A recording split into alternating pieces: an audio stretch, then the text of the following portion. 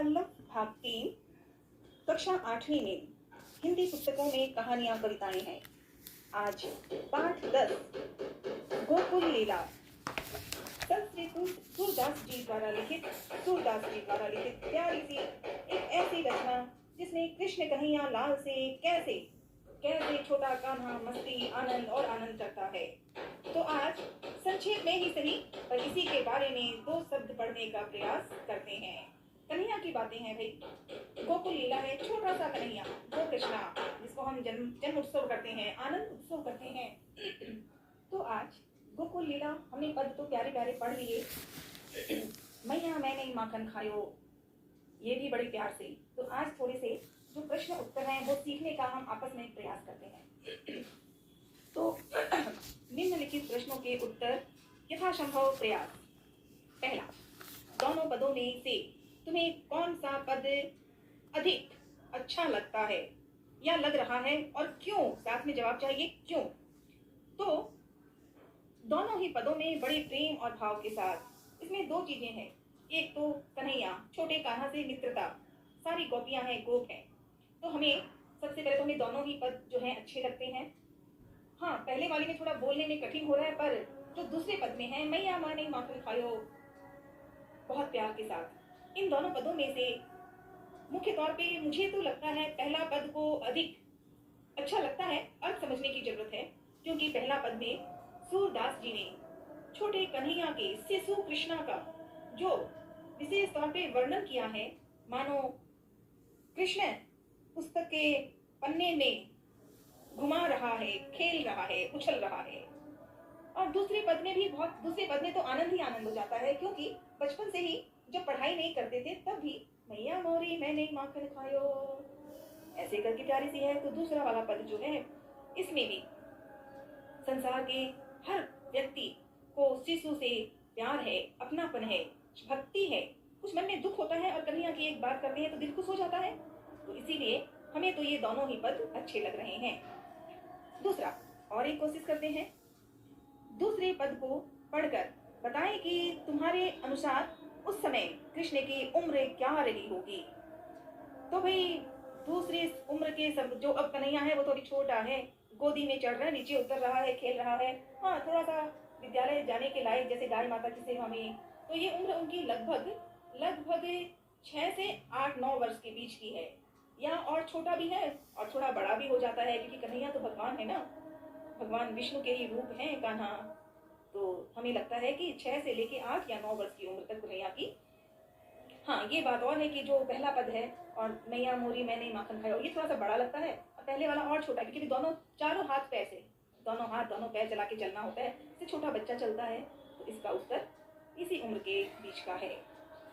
और तीसरा, दूसरे पद में घुटनों के बल चलने वाले कृष्ण का तो वर्णन किया गया है, उसे अपनी हिंदी में प्रस्तुत करो। अब इसमें हमें हिंदी, क्योंकि सूरदास जी की लिखी हुई भाषा में बोल तो बड़े प्यार से हैं, पर हमें थोड़ा समझना पड़ता है। तो अब प्रयास करते हैं कि क्या क्या हमें समझ में आ रहा है। प्रयास है तो प्रयास तो होगा ही, और भक्ति भी है कन्हैया की।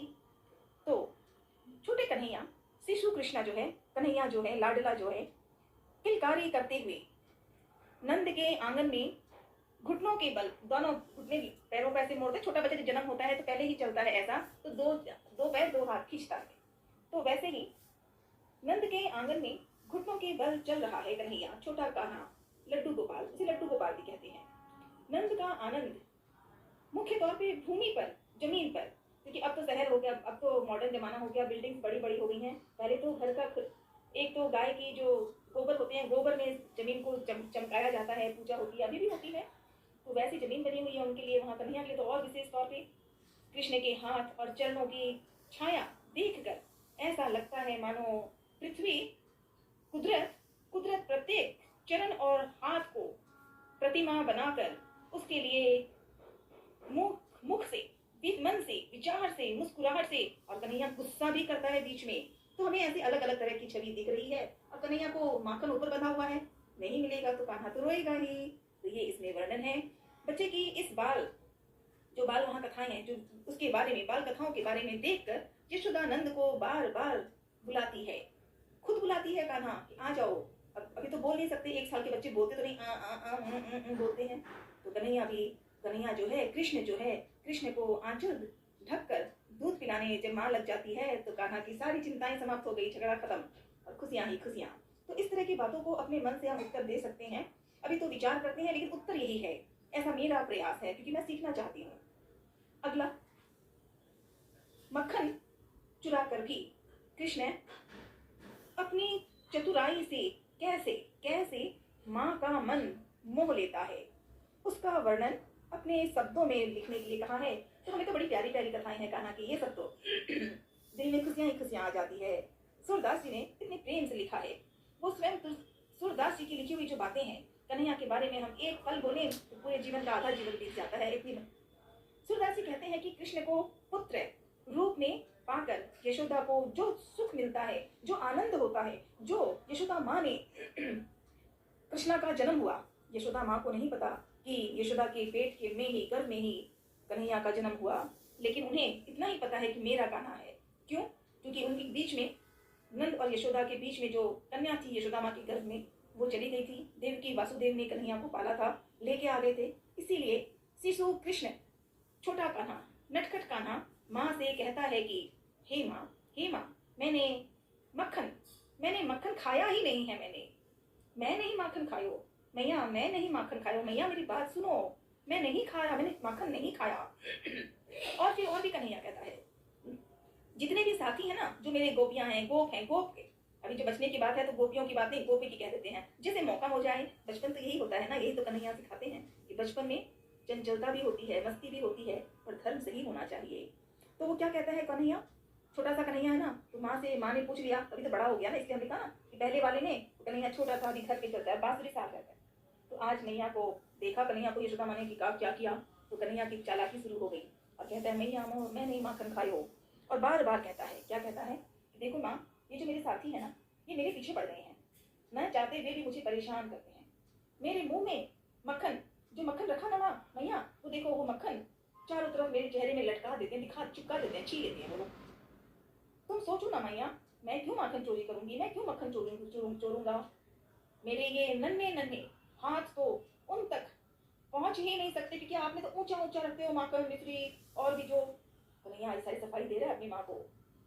इतने में कृष्ण को एक उपाय सूझा, एक मन में और एक विचार आया कि अपने मुंह से दधी पोंछकर दोनों हाथों को जो बचने के लिए और जो कही हुई बातें हैं उसको सीधा करने के लिए कहता है कन्हैया, भोलेपन से, साधारण, मतलब छोटा मासूम बच्चा, छोटे बच्चे मासूम होते ना, तो छोटा सा मासूम बना हो, छोटा रूप धारण करके देखकर यशोदा ने, जब देखा कन्हैया ने ऐसे ऐसे भोले रूप में, अलग अलग रूप में दिखाया, देखकर तो यशोदा ने हाथ से छड़ी फेंक ली। पहले तो यशोदा माँ गुस्सा कर रही थी कि तुमने माखन चोरी कर लिया है, तुमने वो किया है, बहुत शिकायतें आती है। लेकिन जब कन्हैया ने साफ साफ कहा ना कि कन्हैया तो बड़ा चालाक है, तो क्या कहना लगा, जब देखा कि नहीं यशोदा मैया बार बार डांट रही है, तो कन्हैया ने ये रास्ता भी देख लिया कि मुख दधी पोछी, बुद्धि इक किन्ही दौन, क्या कहते हैं कि बाल विलोद मोह मन मोहना। क्या कहा, यशोदा कहते हैं, यशोदा माँ को कहते हैं कन्हैया कि ठीक है, अगर आप मेरी बात ही नहीं मानते तो ठीक है, ये आपकी मर्जी है, लेकिन मैं तो आपको सच बता ही रहा हूँ, और मुझे पता है आप मुझे प्यार ही नहीं करती, क्योंकि मैं आपका बेटा ही नहीं हूँ। कन्हैया ने ये बात कह दी।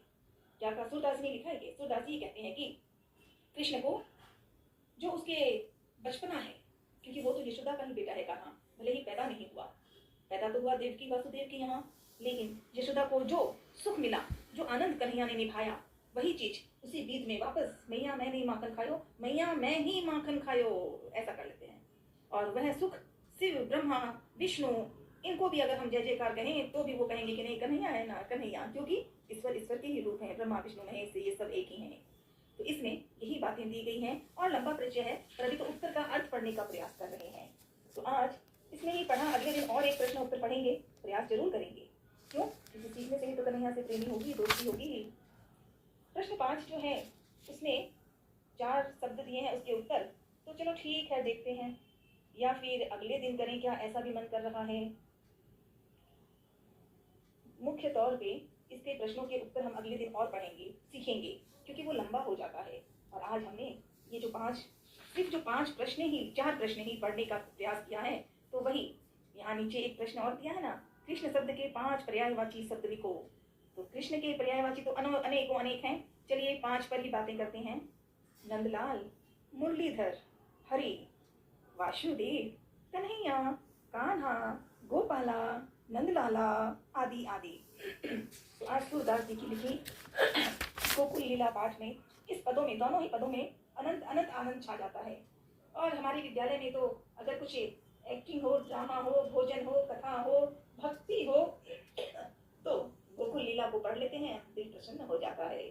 तो कहा सूरदास जी ने गोकुल लीला लिखी है, मुझे भी सिखाना, क्योंकि क्लास 8 में हूँ भाई, 8 में तो पढ़ना है ना, परीक्षा में नंबर नहीं मिलेंगे तो कोई बात नहीं, गोकुल लीला आनी चाहिए। और गोकुल लीला, सूरदास जी की बातें, इस कथा की बातें तो परीक्षा में तो पास हो ही जाएंगे, क्योंकि इतना उत्तर 4 प्रश्नों को पढ़ा ना, तो उत्तर जो पढ़े हैं उसमें ही पूरे पदों की बातें हैं।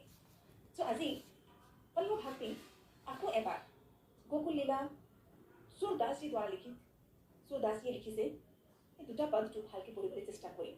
আৰু মনটো প্ৰসন্ন, আমাৰ অসমতো কৃষ্ণৰ এই বশিষ্ঠ নহয়, ব্ৰহ্মপুত্ৰ তাৰ ফুলেৰ মন্দিৰ আছে কৃষ্ণ, সো কৃষ্ণ কৃষ্ণ কৃষ্ণ সেইটোৱে পঢ়িম। জয় ho, জয় হিন্দ, জয় হিন্দ, জয় হিন্দ।